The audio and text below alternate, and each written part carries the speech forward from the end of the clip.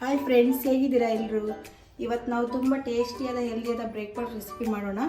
ಅದು ಯಾವುದಂದರೆ ಉತ್ತರ ಕರ್ನಾಟಕದ ಸ್ಪೆಷಲ್ ತಾಲಿಪಟ್ಟು ಮಾಡೋಣ. ಬನ್ನಿ ಇವಾಗ ಹೇಗೆ ಮಾಡೋದು ಅಂತ ನೋಡೋಣ.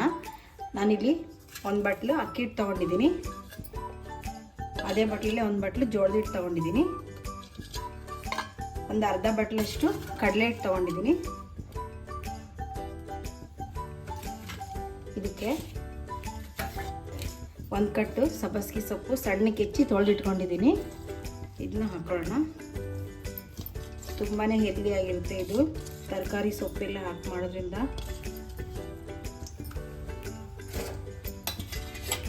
ಒಂದು ಕಟ್ಟು ಮೆಂತ್ಯ ಸೊಪ್ಪನ್ನ ತೊಳೆದಿಟ್ಕೊಂಡಿದ್ದೀನಿ.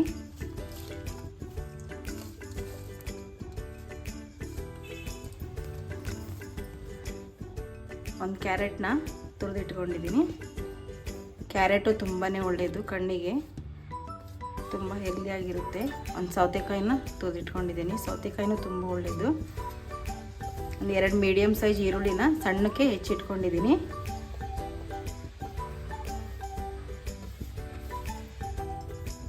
ಒಂದು ಸ್ವಲ್ಪ ಕರಿಬೇವು ಸಣ್ಣಕ್ಕೆ ಹೆಚ್ಚಿಟ್ಕೊಂಡಿದ್ದೀನಿ.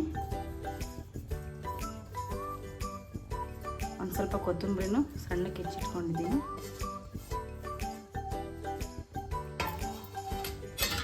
ಇದಕ್ಕೆ ಒಂದು ಸ್ವಲ್ಪ ಜೀರಿಗೆನ ಪುಡಿ ಮಾಡಿ ಇಟ್ಕೊಂಡಿದ್ದೀನಿ. ನೋಡಿ, ಈ ಥರ ಪುಡಿ ಮಾಡಿ ಹಾಕ್ಕೋಬೇಕು.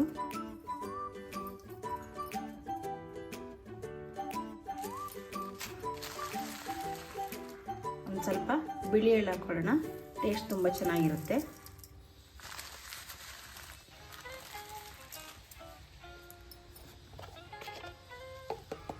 ಒಂದು ಸ್ವಲ್ಪ ಅರಿಶಿನ ಪುಡಿ ಹಾಕೋಣ.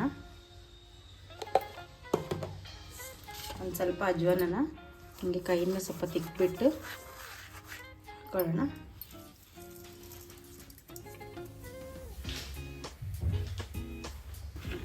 ಆಮೇಲೆ ರುಚಿಗೆ ತಕ್ಕಷ್ಟು ಉಪ್ಪು ಹಾಕೊಳ್ಳೋಣ.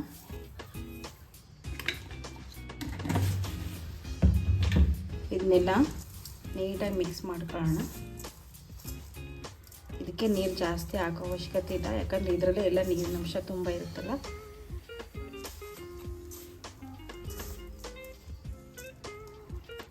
ಇವಾಗ ನಾನಿಲ್ಲಿ ಇದು ಹಸಿಮೆಣ್ಸಿನ್ಕಾಯಿ, ಕೊತ್ತಂಬರಿ, ಶುಂಠಿ, ಬೆಳ್ಳುಳ್ಳಿ ತೊಗೊಂಡಿದ್ದೀನಲ್ಲ, ಇದನ್ನೆಲ್ಲ ಪೇಸ್ಟ್ ಮಾಡಿ ಇದಕ್ಕೆ ಹಾಕೊಳ್ಳೋಣ.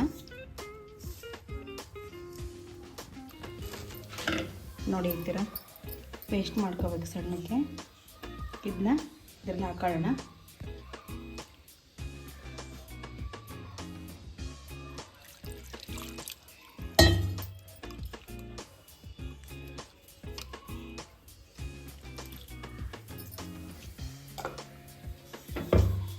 ಇದನ್ನೆಲ್ಲ ಮಿಕ್ಸ್ ಮಾಡ್ಕೊಳ್ಳೋಣ. ಇವಾಗ ಇದನ್ನು ನೋಡ್ಕೊಂಡ್ಬಿಟ್ಟು ನೀರು ಎಷ್ಟು ಬೇಕಾಗುತ್ತೋ ಅಷ್ಟು ಹಾಕ್ಕೊಳ್ಳೋಣ.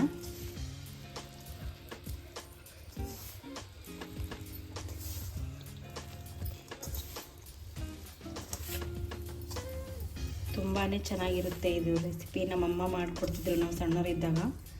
ಈಗ ಮಕ್ಕಳು ತರಕಾರಿ ಸೊಪ್ಪು ಏನು ತಿನ್ನಲ್ಲ, ಈ ಥರ ಮಾಡಿಕೊಟ್ರೆ ತುಂಬ ಇಷ್ಟಪಟ್ಟು ತಿಂತಾರೆ. ಹೆಲ್ತಿಗೂ ಒಳ್ಳೆಯದು, ತುಂಬ ಚೆನ್ನಾಗಿರುತ್ತೆ. ಇವಾಗ ಒಂದು ಸ್ವಲ್ಪ ನೀರು ಹಾಕ್ಕೊಳ್ಳೋಣ. ತುಂಬ ಗಟ್ಟಿ ಕಲಿಸ್ಕೋಬೇಡಿ.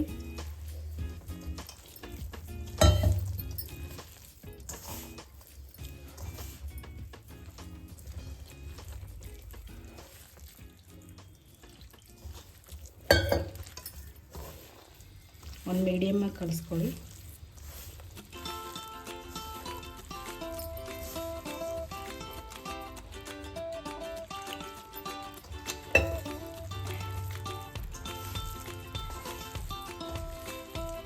ನೋಡಿ, ಈ ಥರ ಸ್ವಲ್ಪ ನೀರು ಹಾಕ್ಕೊಳ್ಳೋಣ.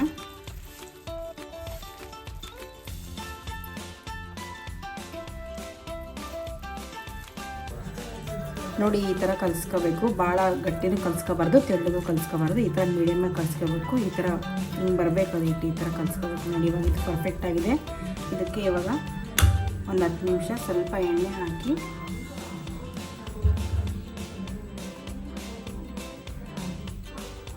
ಒಂದು 10 ನಿಮಿಷ ಬಿಡೋಣ ಇದನ್ನು.